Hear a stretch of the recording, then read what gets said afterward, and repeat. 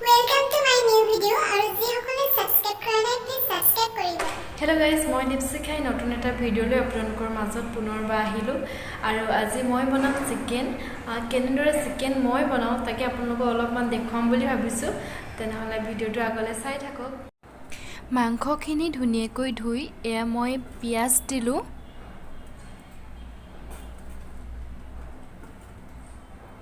আৰু এতিয়া মই আধা চামুচ হালধি দিম আৰু আধা চামুচ এয়া হৈছে ৰেড চিলি আৰু আধা চামুচ দিছো গৰম মছলা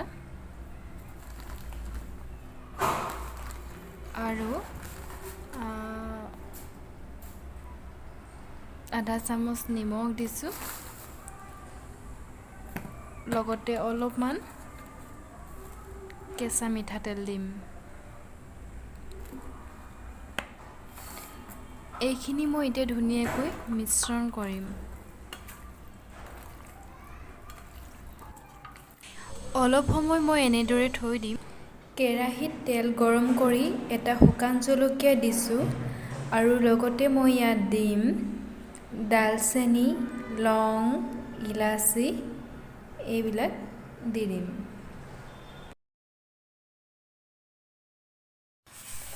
পিয়াজ, ধনিয়া আৰু লগতে কেঁচা জলকীয়া দি দিম আৰু আদা নহৰু লগতে দি দিছো। সোৱাদ অনুসৰি নিমখ দিছো লগতে ৰেড চিলি অলপো দিম আৰু এয়া গৰম মছলা আৰু হালধি।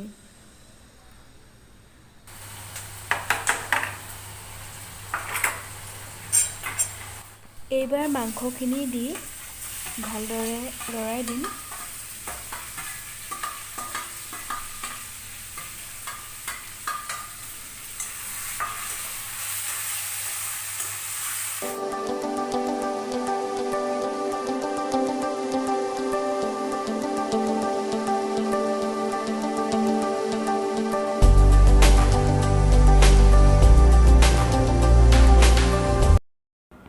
এইবাৰ আলুখিনি দি দিম।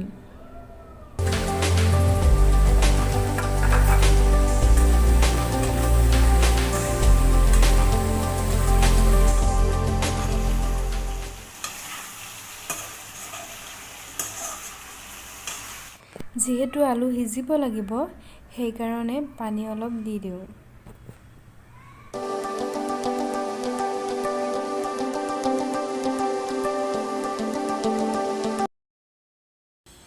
আৰু মিষ্টাৰ এফালে কিবা বনাই আছে।